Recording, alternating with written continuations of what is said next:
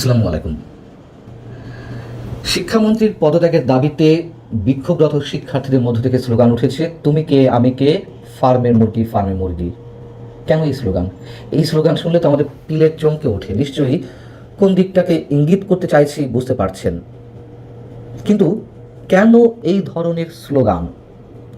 শিক্ষার্থীরা যখন বর্তমান শিক্ষামন্ত্রীর বিভিন্ন কর্মকাণ্ডে অস্থির হয়ে উঠল, তারা নানানভাবে ট্রোল করা শুরু করলো শিক্ষামন্ত্রীকে, তখন শিক্ষামন্ত্রী বিরক্ত হয়ে সম্ভবত কোনো এক অনুষ্ঠানে বা সাংবাদিক প্রশ্ন উত্তরে তিনি বলছিলেন যে এই শিক্ষার্থীরা তো ফার্মের মুরগি। প্রশ্ন হচ্ছে, ফার্মের মুরগি বানালো কে বা কারা? ডক্টর ইউনূস যে পুরো একটা প্রজন্মকে শেষ করে দিয়ে গেছে সে কথা তো নতুন করে বলতে হবে না। ডক্টর ইউনূস তার সাম্রাজ্য সুরক্ষায় রাখতে শিক্ষার্থীদেরকে পড়ার টেবিল থেকে বিমুখ করে তুলেছিলেন। তিনি তাদেরকে সামাজিক ব্যবসা শিখিয়েছেন, তিনি তাদেরকে মব শিখিয়েছেন। যখন তখন যেমন ইচ্ছা যত্রতত্র নানান দাবি নিয়ে মাঠ গরম করা শিখিয়েছিলেন। এ কথা তো সত্য যে এদেশে একটা সময় পরীক্ষায় নকল মহামারী আকার ধারণ করেছিল। সেই জায়গা থেকে বাংলাদেশকে মুক্ত করেছিলেন আজকের এই শিক্ষামন্ত্রী এহসানুল হক মিলন সাহেবই, যখন তিনি 2001 থেকে 2006 পর্যন্ত শিক্ষা প্রতিমন্ত্রীর দায়িত্ব ছিলেন। নকলের বিরুদ্ধে তিনি এক প্রকার জিহাদ ঘোষণা করলেন।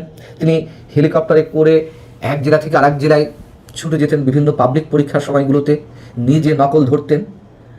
একটা পর্যায়ে নকলমুক্ত বাংলাদেশ গড়ে উঠল, তিনি দারুণভাবে সফলতা পেলেন। কিন্তু সেই দারুণভাবে সফল মন্ত্রীটি বা সফল মানুষটি কেন বিএনপির এই সরকারের সময় এসে নানান ধরনের জন্ম দিচ্ছেন? নানান কারণ রয়েছে। মন্ত্রিত্ব ধরে রাখতে হলে যে নানান ধরনের অযাচিত কাজের মধ্যে ঢুকে পড়তে হয় তার প্রমাণও তিনি তুলে ধরছেন। সাম্প্রতিক সময় দেশের 7টি জেলা পানির নিচে ডুবে আছে। কয়েকদিনের টানা প্রবল বর্ষণে দেশের বিভিন্ন স্থানে মানুষ ঘর থেকে বের হতে পারছে না। তখন এইচএসসি পরীক্ষার্থীরা নানান ধরনের প্রতিবন্ধকতা ফেস করে পরীক্ষা কেন্দ্রে গিয়ে পরীক্ষা দিতে বাধ্য হচ্ছে। এর মধ্যে অনেকেই নিশ্চিতভাবে পরীক্ষা অংশগ্রহণ করতে পারেনি। খুব স্বাভাবিকভাবেই ছাত্রদের পক্ষ থেকে দাবি উঠল যে পরীক্ষা পেছাতে হবে, কিন্তু কর্ণপাত করেনি সংশ্লিষ্ট কর্তৃপক্ষ। শিক্ষামন্ত্রীও অনড় রইলেন। প্রতিবাদে আমরা মঙ্গলবার দেখলাম সারা দেশের শিক্ষার্থীরা ফুঁসে উঠল। রাজধানী সহ বিভিন্ন জেলায় শিক্ষার্থীরা বিক্ষোভ শুরু করলো, অবরোধ করলো। তারা যে দাবিগুলো তুলে ধরেছে তার মধ্যে এক নম্বর হচ্ছে দুর্যোগপূর্ণ পরিস্থিতি পুরোপুরি শেষ না হওয়া পর্যন্ত এইচএসসি এবং সমমানের পরীক্ষা স্থগিত করতে হবে। দুর্যোগপূর্ণ আবহাওয়ার মধ্যে 13 জুলাই অনুষ্ঠিত পরীক্ষা বাতিল করতে হবে এবং পুনঃ পরীক্ষার ব্যবস্থা করতে হবে, তার কারণ অনেক পরীক্ষার্থী এটিতে অংশ নিতে পারেনি। 3 নম্বর হচ্ছে আগামী 24 ঘন্টার মধ্যে শিক্ষামন্ত্রী এহসানুল হক মিলনকে পদত্যাগ করতে হবে। ছাত্রদের এই যে দাবিগুলো সবগুলোই কি অযৌক্তিক? আমি বলছি না যে তাকে পদত্যাগ করতেই হবে, কোনো ধরনের অভিযোগ উঠলেই যে পদত্যাগ করতে হবে এমন কথা নেই। যদি আমাদের পার্শ্ববর্তী রাষ্ট্রসহ বিভিন্ন রাষ্ট্রে বিভিন্ন সরকারের ক্ষেত্রে এ ধরনের অনেক এক্সাম্পল রয়েছে। কোনো মন্ত্রীর বিরুদ্ধে কোনো ধরনের অভিযোগ উঠলেই তিনি তার ব্যক্তিত্বের জায়গা থেকে পদত্যাগ করে বসেন। সেই প্র্যাকটিসটা তো আর আমাদের দেশে শুরু হয়নি। যাও, ছাত্রদের নিশ্চয়ই যে দাবিগুলো তার মধ্যে অন্যান্য দাবিগুলোতে যৌক্তিকতা রয়েছে, কিন্তু প্রশ্ন হচ্ছে যে কেন শিক্ষামন্ত্রী অনড় অবস্থানে রইলেন? কেন পরীক্ষা পেছাতে চাইলেন না? কি যুক্তি থাকতে পারে?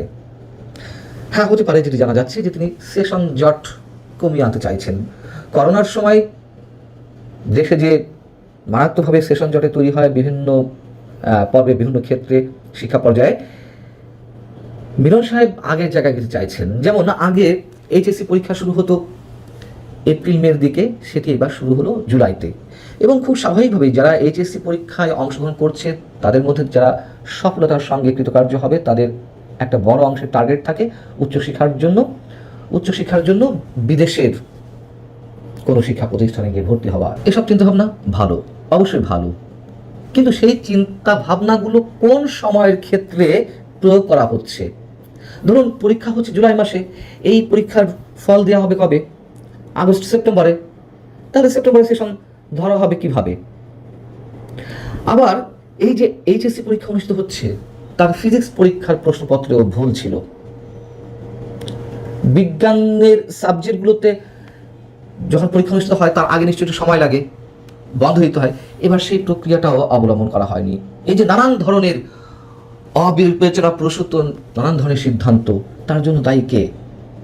আবার শিক্ষামন্ত্রী এহসানুল হক মিলন সাহেব সংসদে দাঁড়িয়ে মঙ্গলবার তিনি নিজের পক্ষে যে সাফাইগুলো দেওয়ার চেষ্টা করলেন তার একটু অংশ আপনাদের শোনায়। তিনি বলছেন, যদি পরীক্ষার কোনো কেন্দ্রে পানি উঠে থাকে তাৎক্ষণিকভাবে আমরা কেন্দ্র সরিয়ে নিই, লোকাল অ্যাডমিনিস্ট্রেশনকে সেই দায়িত্ব দেওয়া হয়েছে। পরীক্ষায় যদি পরীক্ষা কেন্দ্রে যদি সেই পরিমাণ পানি, বিপজ্জনক পরিমাণ পানি ওঠে, তাহলে সাথে সাথে পরীক্ষা কেন্দ্র বদল করা হবে। এটা কোনো ব্যাখ্যা হলো? এইভাবে পরীক্ষা দিতে পারে শিক্ষার্থীরা? তারা পরীক্ষা কেন্দ্রে এসে জানবে যে কেন্দ্র চেঞ্জ করা হয়েছে, আবার দৌড় দিয়ে সেখানে যাবে, এতে তাদের মাথা স্থির থাকে? আবার শুধু পরীক্ষা কেন্দ্রের বিষয়ই তো নয়, তাদেরকে তো ঘর থেকে বেরিয়ে কোমর পর্যন্ত পানি ডিঙিয়ে কেন্দ্রে যেতে হবে। নিশ্চয় অনেক শিক্ষার্থী যানবাহনের অভাবেও পরীক্ষা কেন্দ্র পর্যন্ত পৌঁছাতে পারেনি। নিশ্চিতভাবে অনেক পরীক্ষার্থী এই পরীক্ষাগুলোতে অংশ নিতে পারেনি। সেই ধরনের ব্যাখ্যাও, হাস্যকর ব্যাখ্যাও তুলে ধরা হয় সংসদে। তিনি শিক্ষার্থীদের উৎসাহিত করছেন, পড়ো পড়ো, বেশ ভালো কথা, পড়ো পড়ো বললেই তো আর পড়া হয় না। যেখানে শিক্ষা প্রতিষ্ঠানগুলোতে পর্যাপ্ত শিক্ষক নেই, আবার বিষয়ভিত্তিক শিক্ষক নেই, কি উদ্যোগ নেওয়া হয়েছে গত 5 মাসে এই সরকার আসার পরে? কিছু হলেই তো বলা হয়, কে বলে এই সরকারের বয়স 2 মাস, কে বলে এই সরকারের বয়স 3 মাস, আরে 5 মাস তো হয়েছে, কি উদ্যোগ নেওয়া হয়েছে? এই যে এইচএসসি পরীক্ষাটি চলছে, সেই এইচএসসি পরীক্ষায় আবার ফিজিক্স সাবজেক্টের প্রশ্নেও ভুল ছিল। আবার বিজ্ঞানের কোনো সাবজেক্ট আগে একটু বন্ধ দরকার হয়, সেই বিষয়টিও মেনটেন করা হয়নি। এত সব পরিকল্পনা নিয়ে কাজ করা হচ্ছে, মানে পরিকল্পনা পরি উড়ে গেছে, আছে শুধু কল্পনা। না, টাইট দিতে হবে। যেই এসএসসি পরীক্ষা, মাধ্যমিক পরীক্ষা হয়ে গেল, সেটির উচ্চতর গণিতের প্রশ্নে ভয়ঙ্কর ধরনের ভুল ছিল। 3 বা 4টি প্রশ্নে ভুল ছিল, যদিও পরবর্তীতে সংশ্লিষ্ট কর্তৃপক্ষ থেকে জানানো হয়েছে যে যে প্রশ্নগুলোতে ভুল ছিল সেগুলোর পূর্ণমান শিক্ষার্থীদের দেওয়া হবে। তাতে কি সব সমস্যার সমাধান হয়ে গেল? এই যে ভুল প্রশ্ন, সেই প্রশ্নের উত্তর মেলাতে গিয়ে নিশ্চয়ই পরীক্ষার্থীদেরকে নাজেহাল হতে হয়েছে, সময় নষ্ট করতে হয়েছে। সেই নষ্ট হওয়া সময়ের কারণে অন্যান্য প্রশ্নের উত্তর দিতে গিয়ে তাল মেলানো যায়নি, সেগুলো হজবরল হয়ে গেছে। তার দায়িত্ব কে নেবে? এবং যারা ভুল প্রশ্ন করলেন তাদের বিরুদ্ধে কি কোনো ধরনের ব্যবস্থা নেওয়া হয়েছে? এক্ষেত্রে বলা হয় যে এগুলো প্রক্রিয়া শুরু হয়েছে ডক্টর ইউনূস সরকারের সময় থেকে। আর ইউনূস সরকারের সময় থেকে নেওয়া হয়েছে, বেশ ভালো কথা। কিন্তু এই সরকার আসার পরে যে এসএসসি পরীক্ষা হলো, তার আগে তো নিশ্চয়ই ফাইনাল করা হয়েছে অনেক কিছু, সেক্ষেত্রে কেন এগুলো সুপারভাইজ করা হয়নি? এই শিক্ষামন্ত্রী ক্লাস 2-3 কোমলমতি শিক্ষার্থীদের সামনে গিয়ে তাদের মুখ থেকে বের করার চেষ্টা করেন যে তারা বড় হয়ে কাদের সাথে রাজনীতি করবে, এবং তিনি আবার উত্তর শিখিয়ে দেন, জাইমা রহমানের সঙ্গে রাজনীতি করব। বুঝুন অবস্থা, কতটা অযোগ্য হলে মানুষ এই পরিমাণ চাটুকারিতা করতে পারে। এখন তো মন্ত্রিত্ব বা সংসদ সদস্যগৃত্ব এগুলো টিকিয়ে রাখার জন্য, রাজনীতি টিকে থাকার জন্য দলীয় নেতার চাটুকারিতা ছাড়া উপায় নেই, এবং সেগুলো বিভিন্ন ক্ষেত্রে আমরা অ্যাপ্লাই করতে দেখছি। তাই শুরুতেই যে কথা বলছিলাম, তুমি কে আমি কে, ফার্মের মুরগি, এই স্লোগানগুলো আমরা খুব ভালোভাবে নিতে পারি না।